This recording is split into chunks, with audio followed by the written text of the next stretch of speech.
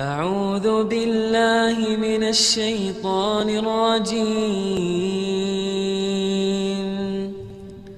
بسم الله الرحمن الرحيم.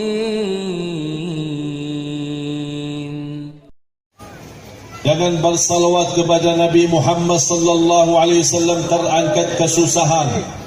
Dengan berbanyak salawat kepada Nabi Muhammad terlunas hutang. Dengan berbanyak salawat kepada Nabi Muhammad dijamin dapat syafaat. Dengan banyak salawat kepada Nabi Muhammad diampuni dosanya. Dengan berbanyak salawat kepada Nabi Muhammad terkabul hajatnya. Apapun hajat kita, silahkan disalawatin, insyaAllah terkabul. Orang tuanya sedang sakit, apalagi sakitnya parah, bersalawat. Guru saya mencerita, ketika beliau operasi masuk rumah sakit, operasi jantung. Habis operasi jantung terjadi kesalahan, diperiksa ternyata ada gentalan darah di dalam saluran jantung. Jadi mereka pada bingung terjadi ini. Ada seorang perawat langsung mengingatkan, "Hei guru, insya-Allah ada jalan mudah. Jangan difikirkan. Tapi ingatlah salawat kepada Nabi Muhammad." Kemudian dia pergi. Beliau langsung bersalawat. Tidak sampai beberapa saat, kembali lagi pada dokternya, diperiksa, subhanallah. Seperti masalah yang tadi ada masalah, yang harus diambil segera keputusan operasi, terangkat masalahnya. Assalamualaikum warahmatullahi wabarakatuh.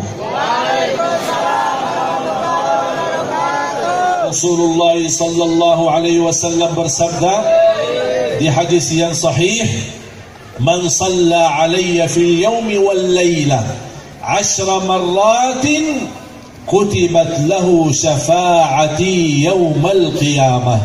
Barang siapa yang salawat kepadaku 1 hari dan 1 malam, artinya pagi hari dan malam hari, 10 kali dapat syafaatku. Ya Allah, menurut saya ini promo enak, dikasih amalan yang enak, ditambah cinta Rasul, tambah dapat syafaat. Jujur saja Bapak Ibu, boleh enggak saya ungkapkan yang jujur? Jujur ya, tapi terima ya.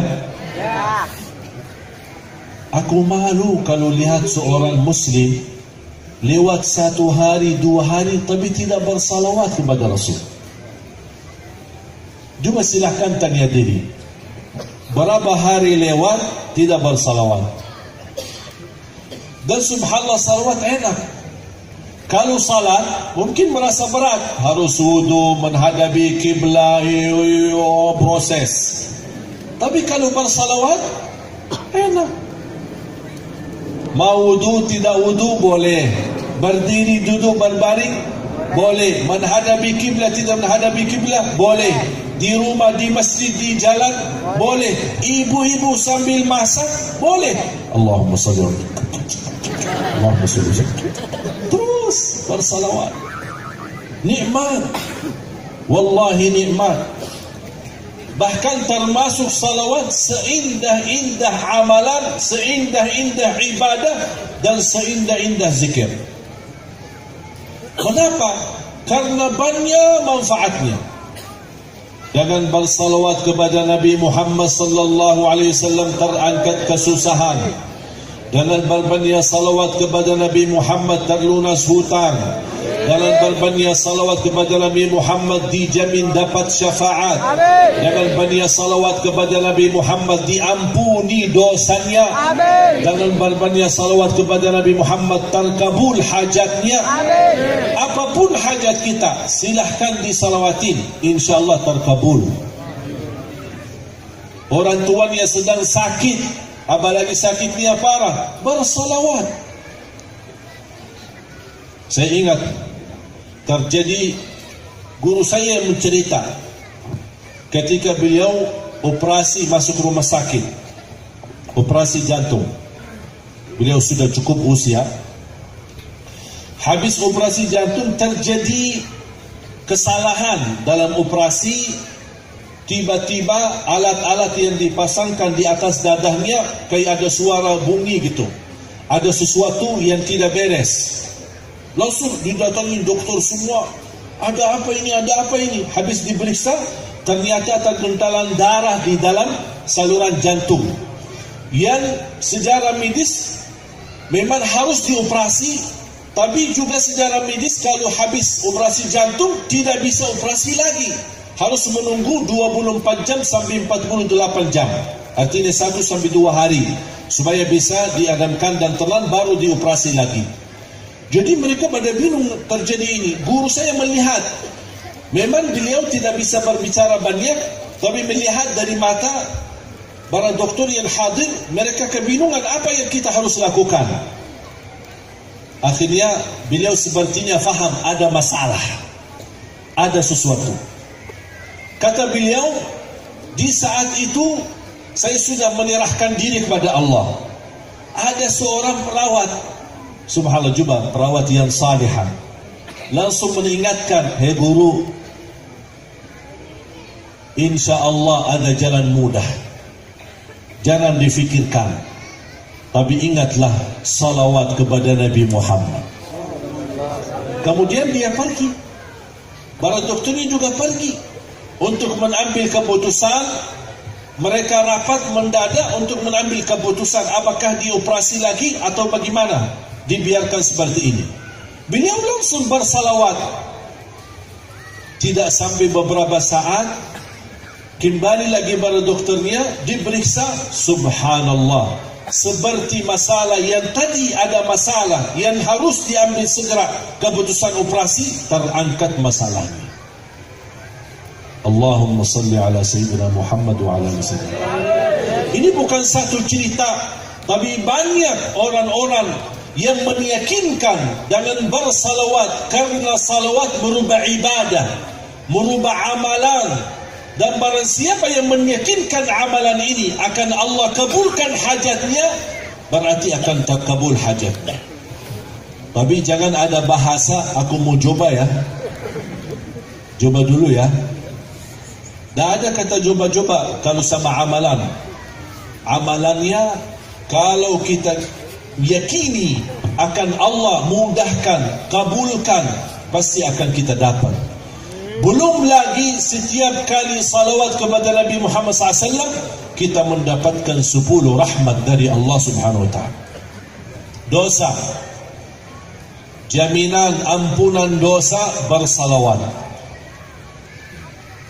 Jadi saya harap Bapak Ibu, insya Allah mulai malam ini dan seterusnya, pertama, jangan lewat 1 hari belum bersalawat kepada Nabi Muhammad sallallahu alaihi wasallam. Setuju? Siap? Apa yang kita ucapkan dari salawat, yang kita bisa, dan kita tahu. Kembali kepada kesukaan kita masing-masing. Ada yang suka salawat Badriyah, ada yang suka salawat Fatih, ada yang suka salawat Ibrahimiyah. Salawat Ibrahimiyah tahu nggak apa? Yang kita baca dalam salat disebut oleh ulama salawat Ibrahimiyah. Kenapa disebut salawat Ibrahimiyah? Karena di situ ada nama Nabi Ibrahim alaihissalam. Mana yang kita bisa, silahkan. Yang penting jangan lewat 1 hari dan 1 malam belum bersalawat kepada Nabi Muhammad SAW. Lebih khusus lagi, lebih fokus lagi, lebih memberikan perhatian lagi di malam Jumat dan di hari Jumat. Makan bagi tangan kanan. Mengapa? Saya ingin mengikuti Nabi Muhammad. Bukan karena tangan yang kanan itu lebih baik. Itu memang hal sudah biasa. Tapi yang saya ingin, angkatlah di hatimu, aku mengamalkan ini karena ingin meniru Nabi Muhammad SAW. Pakai baju, pakai tangan yang Karena baru menapa? Rasakan di hati, karena itulah yang dilakukan oleh Nabi Muhammad sallallahu alaihi wasallam. Kalau pas mandi siram air ke sebelah kanan, baru ke sebelah kiri, baru ke seluruh badan. Menapa?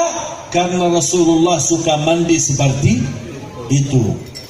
Kalau pakai kaos kaki, yang kanan dulu, baru yang kiri. Pakai sepatu, pakai sandalnya, masuk rumah, masuk WC, pakai yang kiri. Kemudian baru yang kanan. Kalau keluar, yang kanan dulu, baru yang. Menapa saya lakukan ini? Bukan soal ini baik atau ini buruk, tapi saya melakukan ini karena Rasulullah suka melakukan seperti ini. Kalau kita bisa hadirkan ini selalu dalam hati, subhanallah, akan semakin bertambah cinta kita kepada Nabi Muhammad SAW. Termasuk pas kita lagi makan yang sudah ada di depan, yang sudah disediakan. Jangan kita makan, kalau kita di Arab, makan satu numpang ya, satu porsi atau satu numpang besar, kita bersama-sama makan. Diajarkan oleh Nabi SAW kalau makan, yang ada di depan. Jadi, jangan dagingnya di sana gitu. Oh, lupa, maaf ya. Itu sudah sopan. Makanya di Indonesia nampaknya menghindari, udah piring masing-masing daripada pusing Pak. Silahkan ambil kesukaanmu Pak. Kalau tradisi di Arab memang tidak terbiasa seperti di Indonesia, masing-masing. Ini menurut saya, mengapa di Indonesia tradisinya masing-masing pakai piring sendiri? Menghindari supaya tidak membuat orang tersinggung atau itu menurut saya ya.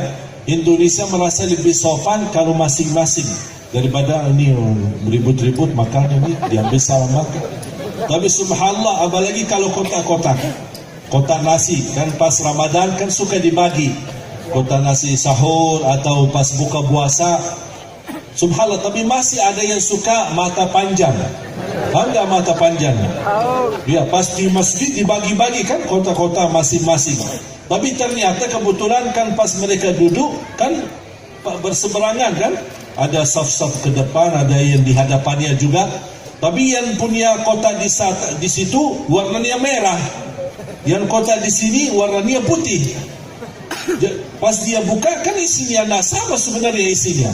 Nasi, ada buah, ada air, ada ini, ada. Pas dia buka, kawannya yang di depan dia buka juga. Oh ya sama ya. Saya pikir beda Pak.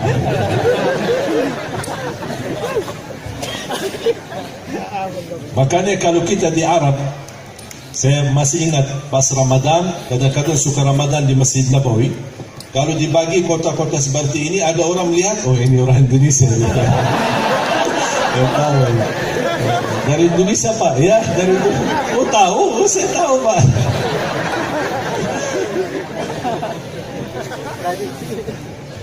Semestinya kita nikmati apa yang sudah di depan. Syukuri, alhamdulillah. Karena isi ini sama isi itu sama sebenarnya, cuma beda warna kotaknya. Makanya subhanallah, kalau kita nikmati apa adanya, subhanallah, syukuri. Bunya rumah, ingat, jangan melihat rumah yang lebih besar, tapi ingat ada orang belum punya rumah. Punya istri, jangan melihat yang punya istri dua, tapi ingat orang lain belum istri. Ya begitu, biar nikmat, biar ibu juga tidak pusing. Bapak Ibu jamaah sekalian, indah kalau kita bisa meniru Nabi Muhammad dalam kehidupan kita. Sederhana, tapi wallahi di perasaan hati nikmat. Dari segi makan, minum, mandi, beraktivitas. Kalau kita juga di jalan, Rasulullah SAW kalau berjalan menuju masjid atau kemana saja, ada melihat sampah, melihat sesuatu yang mengganggu perjalanan orang lain, Rasulullah SAW suka angkat, geserkan, menjaga kebersihan supaya orang lain lewat tidak terganggu. Ini kan sifat Nabi Muhammad SAW. Bahkan bukan hanya kita meniru Nabi Muhammad, kita dapat pahala. Imatatul adha 'anit tariqi sadaqah. Menggeserkan sesuatu yang mengganggu orang lain di jalan, itu merupakan amalan sedekah. Mengapa saya lakukan itu? Karena Rasulullah sallallahu alaihi wasallam suka melakukan. Ada orang melihat, kenapa Bapak angkat sampah? Ini kan mengganggu orang lain. Hebat juga ya. Biarin dipuji. Biar karena kita tidak semata-mata karena orang. Kita melakukan ini karena Allah dan ingin meniru Nabi Muhammad. Kalau ada orang melihat kita dan memuji perbuatan kita, itu bukan riya. Karena kita tidak minta dipuji, tapi pas kita lakukan kebetulan lagi dipuji. Biarkan saja apa yang dikatakan oleh manusia. Orang yang ikhlas, tahu nggak tandanya apa? Ada satu tanda orang yang bisa dikatakan ikhlas. Kalau dipuji atau dicaci maki, sama di perasaan. Dia tak peduli. Dipuji ya terima kasih, di macam-macam, dihina, difitnah, biarkan saja. Dia tak peduli. Yang dia pedulikan, yang dia cari nilai hanya ridha Allah. Allah ridha, sudah selesai, tak usah dibahas. Orang lain tidak suka, biarkan. Apa komentar mereka, tak usah direspon. Kalau setiap orang komentar dan kita sambil menyakiti perasaan kita, dan kita tidak mau sabar, dan kita mau balas, mau hujat, mau macam-macam, berarti tidak habis. Tak akan selesai kerjaan kita. Kemarin ada orang datang, ini ada ustaz, ini macam, apa urusan saya sama ustaz? Sudah, tak usah bicara. Saya tidak mengharapkan ada orang berkata baik atau buruk. Yang saya harapkan apa Allah ridha atau tidak ridha. Dan yakini Bapak Ibu, kalau anda melakukan kebaikan lillahi ta'ala, walaupun orang lain komentarnya buruk, jangan direspon, biarkan saja. Karena anda melakukan karena Allah. Ada orang kemarin bertanya, maaf Ustaz, kenapa kalau saya suka melakukan kebaikan, tapi komentar orang kadang-kadang tak enak, bikin kesel. Saya berkata, kamu lakukan ini karena siapa? Karena Allah tidak? Dia bilang, ya karena Allah. Ya udah, kalau memang karena Allah, tak usah dengar apa kata manusia. Manusia puji, manusia senang, manusia tidak senang, tak usah diperhatikan. Faham Bu? Ibu melakukan sesuatu karena Allah untuk suami. Suaminya tak senang, ya udah biarin. Yang pusing siapa? Yang pusing siapa? Ya suami.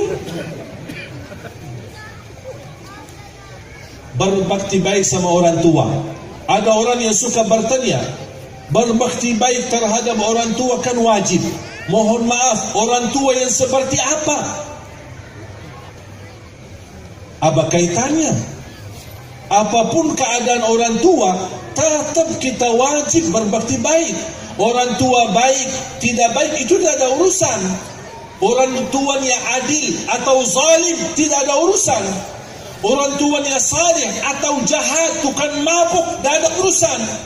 Urusan kita sebagai anak, wajib berbakti baik sama orang tua. Kalau kita kaitkan, kalau orang tuanya baik, saya berbakti baik, itu bukan namanya ikhlas, itu membalas kebaikan. Kalau orang tua buruk, kita balas buruk, itu namanya balas keburukan. Tapi kalau orang yang ikhlas, dia suka memberi yang baik, walaupun orang lain membalas buruk, walaupun orang lain menilainya buruk. Qul inna salati wa nusuki wa mahyaya wa mamati lillahi rabbil alamin. Segala hidupku dan matiku karena Allah. Oleh karena itu jamaah sekalian, jalani hidupmu karena Allah. Kalau jalankan hidupmu karena Allah, insya Allah dapat husnul khatimah. Bapak Ibu, pesan terakhir dari Rasulullah sallallahu alaihi wasallam. Amalan ini menurut saya enak, dijamin diampuni dosanya, dijamin diijabah doanya, yang ketiga dijamin diterima salatnya. Ada 3 tahap. Dijamin diampuni dosanya, diijabah doanya, diterima salatnya. Ada amalannya dan ada tahapnya. Kalau kita lakukan tahap pertama, diampuni dosanya. Kita lanjut ke tahap kedua, berarti diijabah doanya. Kalau kita lanjut lagi ke tahap ketiga, berarti diterima salat. Apa amalan itu? Rasulullah sallallahu alaihi wasallam, kalau saya sebut nama Nabi Muhammad, wajib kita? Bukan sunnah, wajib. Kalau tidak bersalawat, berarti kita termasuk orang yang kikir. Kikir. Mau nggak jadi kikir?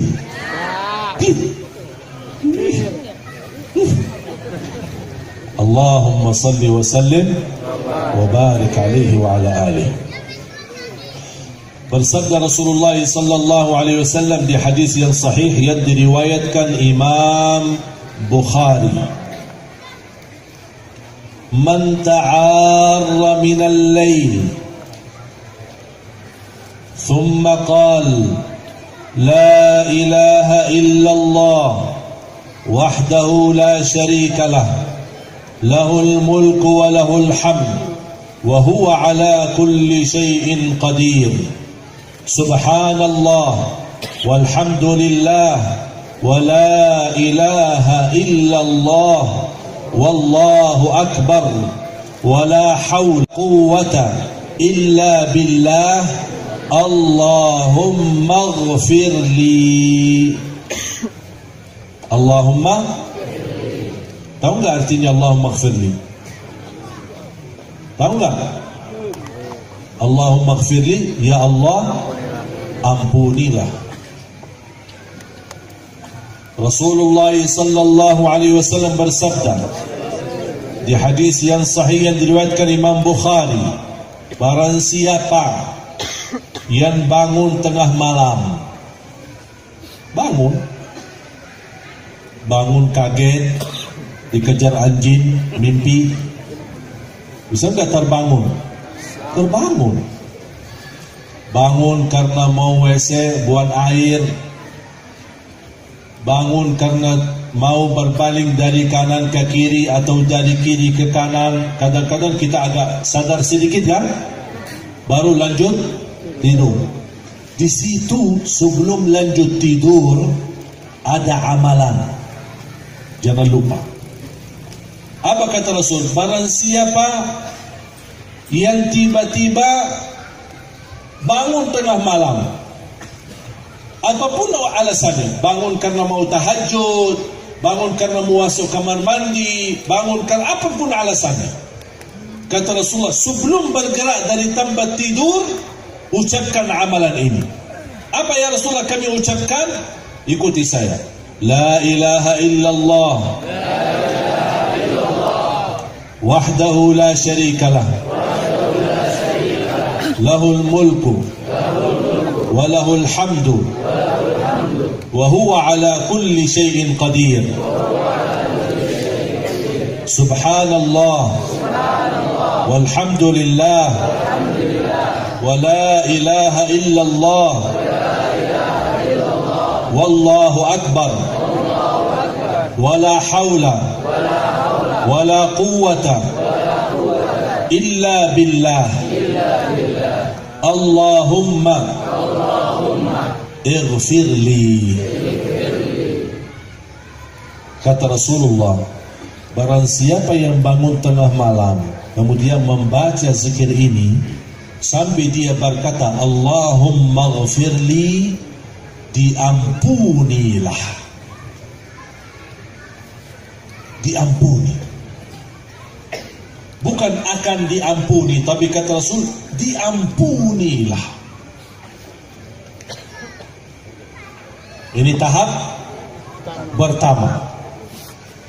Kalau baca zikir ini sambil berkata Allahumma ighfirli, sudah hafal belum? Hah? Soalnya setelah nantuk ini Pak. Jadi ada yang kita hafal, ada yang lupa. Padahal menurut saya zikir itu sederhana. Semuanya pasti hafal kalimat la ilaha illallah yang panjang kan? Ya udah saya ulang lagi ya. Yang promo enggak apa-apa. Saya sebutin satu, Anda dapat dua. Saya sebutin 2 kali, berarti sudah faham? Perlu enggak 3 kali? Perlu juga. Berarti boleh juga 3 istri. Kan kalau bahasa Indonesia, saya teliti kadang-kadang bahasa Indonesia. Namanya disebutin kan, kalau laki-laki suami, kalau perempuan istri, ya? Istri. Apa tri itu? Oh, saya teliti bahasa tri, bahasa Inggris. Istri berarti selama ini S1 ya. Mudah-mudahan Bapak Ibu bahagia selamat dunia akhirat. Yang sudah berkeluarga insyaallah sakinah mawaddah rahmah. Yang belum berjodoh mudah-mudahan dapat jodoh yang baik. Yang menenangkan hati. Amin ya rabbal alamin. La ilaha illallah wahdahu la syarika lah, lahul mulku wa lahul hamd wa huwa ala kulli syai'in qadir. Subhanallah walhamdulillah wa la ilaha illallah wallahu akbar wa la hawla wa la quwwata illa billah. Allahumma ighfirli. Sudah hafal? Coba angkat tangan yang sudah hafal. Angkat tangan. Hah? Dari adik-adik, ada yang hafal dari adik-adik? Adik-adik yang sudah hafal mana? Coba. Yuk. Bu sudah hafal? Sudah? Bisa nggak bacain? Coba. Boleh berdiri?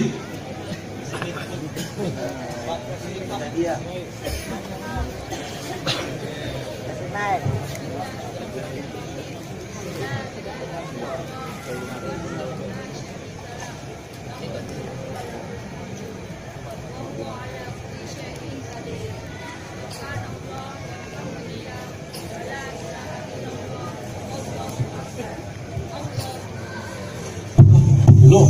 Cik. Ketinggalan.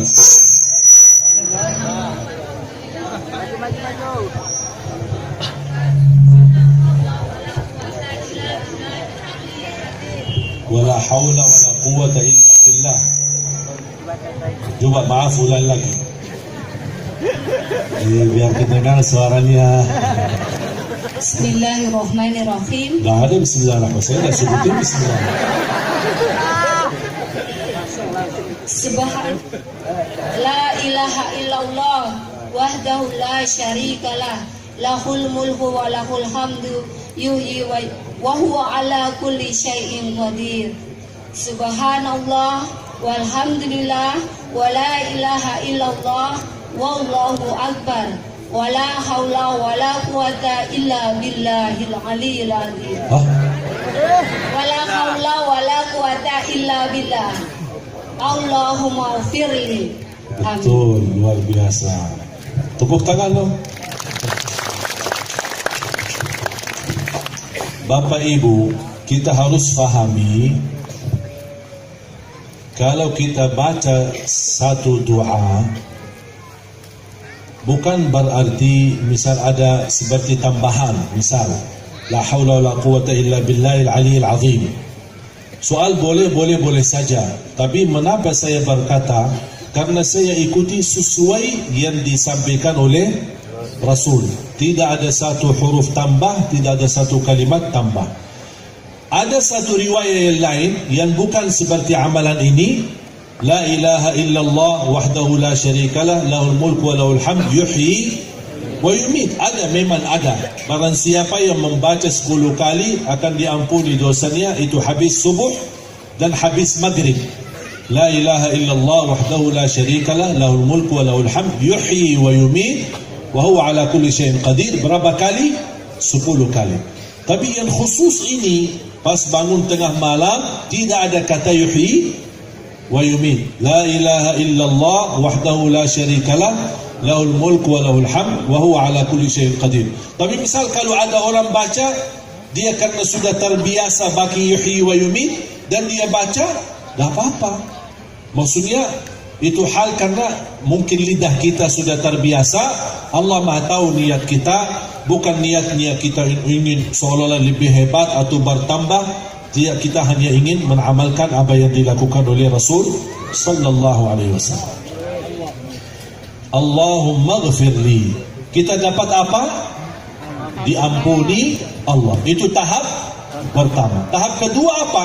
Kata Rasulullah, wa man da'a, habis zikir ini kita masih di tempat tidur nih. Wa man da'a ustujiba lahu, dan barang siapa yang berkenan habis itu berdoa, diijabah doanya. Menurut saya ini amalan dijamin 100% kita dapat. Doa walaupun dalam keadaan berbaring di tempat tidur, walaupun mohon maaf keadaannya belum mandi, dalam keadaan junub atau hadas akbar, boleh kita berdoa.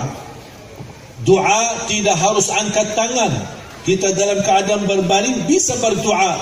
Misal ada sebuah hajat, besok anaknya mau ujian, ya Allah mudahkan ujian anakku, terkabul. Itu sudah ada jaminan dari Rasul, diijabah oleh Allah. Doa itu tidak harus panjang. Doa walaupun hanya sebuah kata, satu kata, sesuai hajat kita, keinginan kita. Ya Allah, besok mau melamar sebuah kerjaan, mudahkan ya Allah kerjaan yang baik. Itu sudah satu doa selesai. Kemudian habis itu lanjut tidur, boleh. Faham? Jadi doa walaupun sebentar, karena di situ kesempatan emas, kesempatan luar biasa, diijabah sebagaimana jaminan Rasulullah, diijabah oleh Allah Subhanahu wa taala. Misal ada satu dosa yang belum kita bisa tinggalkan, bisa anda habis zikir ini anda doa, ya Allah kuatkan iman aku biar saya mampu meninggalkan dosa ini dan taubatan nasuha. Itu saja cukup, tidak perlu panjang-panjang. Cukup doa satu kali, sudah dijamin oleh Rasulullah SAW, diijabah oleh Allah Subhanahu wa taala. Ini tahap yang kedua. Habis itu boleh enggak saya lanjut tidur? Boleh tidur. Tapi ada tahap ketiga kalau masih berkenan. Tahap ketiga apa? Kata Rasulullah, wa in qama fatawadda'a wa shalla qubilat salatuhu. Kalau dia berkenan, bangun, ambil air wudu dan salat, diterima salatnya. Salat apa? Terserah. Sunnah wudu, sunnah hajat, salat taubat, tahajud, salat malam, apapun. silahkan. Apapun salatnya di situ, diterima salatnya. Subhanallah. Makanya jemaah sekalian, jangan sia-siakan. Walaupun hanya 2 rakaat. Belum witir, boleh witir 2 rakaat, kemudian salam, habis itu lanjut 1 rakaat. Berarti salat itu diterima oleh Allah. Diterima salat 2 rakaatnya dan diterima witirnya. Karena Rasulullah SAW bersabda, Inna allaha witir, yuhibbul witir, fa'autiru. Allah maha witir, Allah cinta witir, dan jagalah witir, kata Rasulullah SAW. Sudah faham? Habis amalan ini, tahap pertama dapat diampuni dosanya, tahap kedua diijabah doanya, tahap ketiga diterima salatnya. Kalau bisa 3-3-nya, alhamdulillah. Atau satu-satunya atau salah satunya, boleh sesuai kemampuan kita masing-masing. Jelas?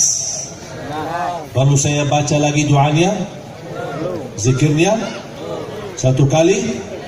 Boleh? Menjadi penutup. La ilaha illallah wahdahu la syarikalah, lahul mulku wa lahul hamd wa huwa ala kulli syai'in qadir.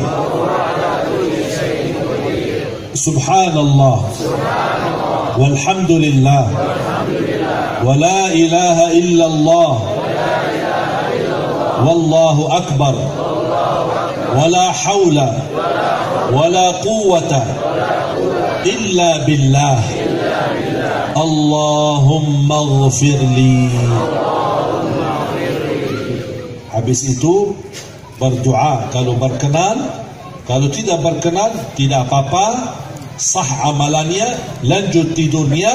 Tapi kalau berkenan doa, diijabah doanya, berkenan lagi tambah wudu dan salat, diterima salatnya. Mudah-mudahan insyaAllah bermanfaat. Mudah-mudahan pertemuan ini menjadi saksi baik bagi kita semua di hadapan Allah dan di hadapan Rasulullah SAW. Dan mudah-mudahan sebagaimana kita kumpul dalam rangka Maulidun Nabi sallallahu alaihi wasallam, mudah-mudahan kita insya-Allah bersama-sama duduk di dalam surga Allah bersama Nabi Muhammad sallallahu alaihi wasallam. Jangan lupa kita doakan saudara kita di Palestina. Mudah-mudahan Allah angkat ujian yang mereka hadapi. Saya minggu lalu baru pulang dari Palestina. Subhanallah, suasana di sana sangat luar biasa dan dapat kehormatan dan menjadi sejarah bagi saya sendiri.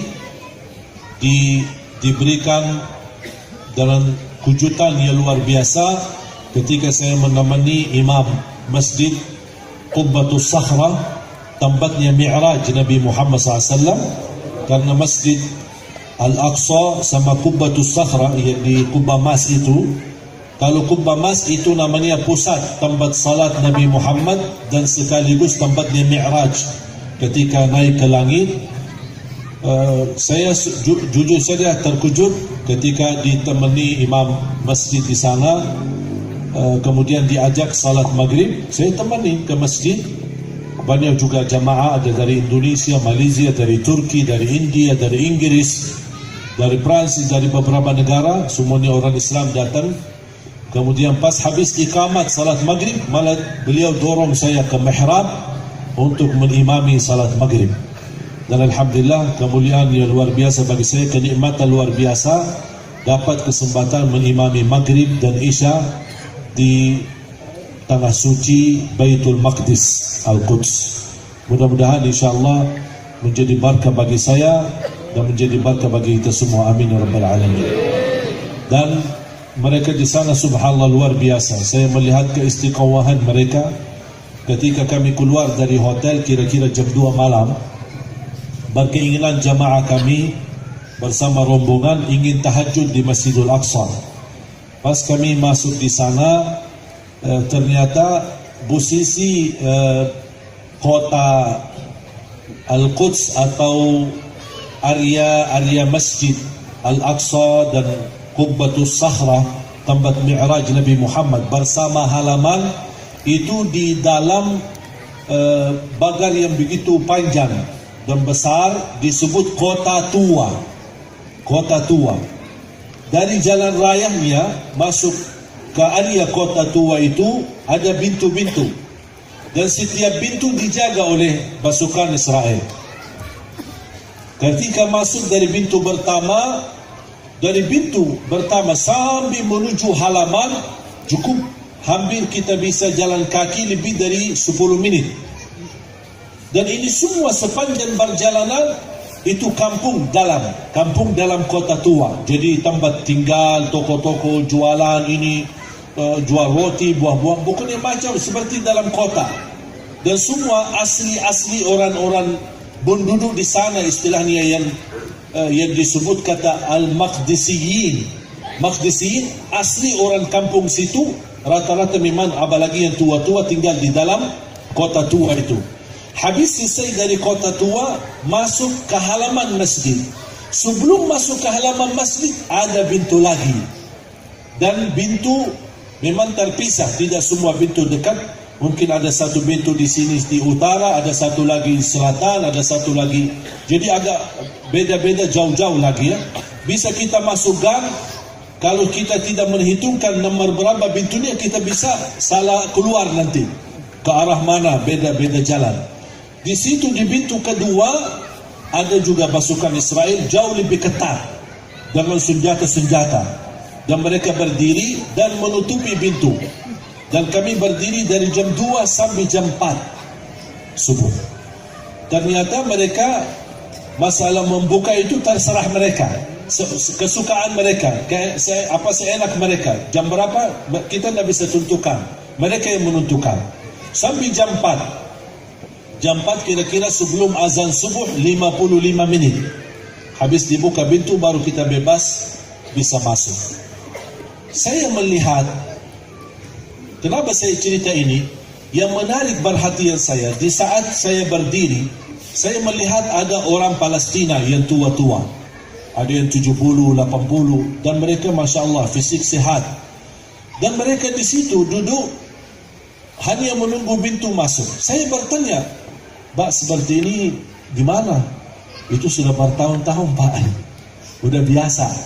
Kami datang dari jauh, dari rumah, ya duduk di sini, duduk manis lah. Sampai mereka buka pintu. Kadang buka jam 2, kadang buka jam 3, kadang buka jam 4, bahkan kadang-kadang buka pas azan subuh. Jadi kita tidak berkesempatan tahajud. Saya bayangkan, kami aja yang datang sebagai berkunjung saja, ziarah saja, silaturahim saja, hanya 2 hari atau 3 hari, langsung merasa sakit hati, tersinggung. Kita mau ke masjid aja kita ditahan. Bagaimana mereka yang sudah puluhan tahun, 40 tahun, 60 tahun keadaannya seperti ini. Makanya kita doakan, mudah-mudahan Allah tolonglah saudara kami di sana, dan insyaAllah Palestina dibebaskan dari jajah Israel dan bisa segera merdeka. Dalam doa kita, kepedulian kita, sebagaimana kita tahu insyaAllah besok di Jakarta, insyaAllah aksi bela Palestina di Monas. Doakan yang belum berkesempatan ke Jakarta, kita doakan mudah-mudahan acara besok ini hanya menjadi rasa cinta kita kepada tanah suci. Sebagaimana tanah suci Makkah Madinah, ada juga tanah suci Masjidul Aqsa dan tempat Mi'raj Nabi Muhammad SAW. Dan tempatnya Mi'raj Nabi Muhammad SAW termasuk tempat yang sudah dikunjungi oleh semua Nabi dan Rasul. Kalau Masjid Nabawi adanya di zaman Nabi Muhammad, kalau Masjidul Haram dan Masjidul Aqsa adanya di zaman dulu. Semua para Nabi dan Rasul sudah berkunjung ke sana. Sebagaimana Makkah, Masjidul Haram, Ka'bah sudah dikunjungi oleh Nabi dan Rasul, sama juga Masjidul Aqsa dan Baitul Maqdis sudah didatangi oleh semua para Nabi dan Rasul. Bahkan waktu Isra Mi'raj, Nabi Muhammad menimami, Allah kumpulkan dengan kekuasaan Allah, kun fayakun, Allah kumpulkan semua para Nabi dan Rasul. 300,000 lebih yang hadir dan diimami oleh Nabi Muhammad sallallahu alaihi wasallam di masjid sana. Makanya kita doakan semoga insya-Allah bisa merdeka, dan insya-Allah tolonglah doa kita membacakan Al-Fatihah untuk mereka. Ya Allah, kami memang tidak bisa bantu mereka banyak, kami tidak berada di posisi mereka, kami tidak bisa melawan Israel untuk menghadapi ujian yang mereka menjadi tantangan kehidupan mereka. Tapi ya Allah, terimalah bacaan Al-Fatihah kami untuk saudara kami dan untuk Al-Masjidul Aqsa, supaya dengan kekuatan Al-Fatihah kami menjadi doa, menjadi senjata bagi mereka, menjadi penolong Allah untuk saudara kami, supaya Palestin insyaAllah merdeka dan dibebaskan dari kejajahan. Amin ya Rabbal Alamin. Al-Fatihah. Alhamdulillahi Rabbil Alamin, Ar-Rahmanir Rahim, Maliki Yawmiddin, Iyyaka na'budu wa iyyaka nasta'in, Ihdinas siratal mustaqim, siratal ladzina an'amta 'alaihim, ghairil maghdubi 'alaihim waladdallin. Amin, amin. Bismillahirrahmanirrahim. Alhamdulillahi Rabbil Alamin, hamdan katsiran tayyiban mubarakan fi mubarakan 'alaihi kama yuhibbu rabbuna wa yarda. اللهم صل على سيدنا محمد وعلى آل سيدنا محمد وسلم تسليما كثيرا مزيدا برحمتك يا أرحم الراحمين. اللهم يا الله، اللهم يا الله، اللهم يا الله، berilah kepada kami petunjuk kepada jalan yang lurus. Ihdinas siratal mustaqim, ihdinas siratal mustaqim. Ya Allah, ampuni segala dosa kami. Ya Allah, sembuhkan penyakit kami, sihatkan badan kami, kabulkan segala hajat kami. Di antara yang hadir, yang sakit, sembuhkan penyakitnya. Yang punya hutang, lunasi hutangnya. Yang berkeinginan ke tanah suci, haji dan umrah, berikan dan kabulkan hajatnya. Bisa ke tanah suci, haji dan umrah, dan ziarah Nabi Muhammad sallallahu alaihi wasallam. Birahmatika ya arhamar rahimin. Allahumma ya Allah, atas izinmu kami sama-sama berkumpul di majlis ini. Ya Allah, atas izinmu berilah kepada kami kemuliaan, sama-sama jumpa lagi di dalam surgamu ya Allah, bersama Nabi Muhammad sallallahu alaihi wasallam. Allahumma ighfir lil muslimin wal muslimat wal mu'minin wal mu'minat al ahya'i minhum wal amwat.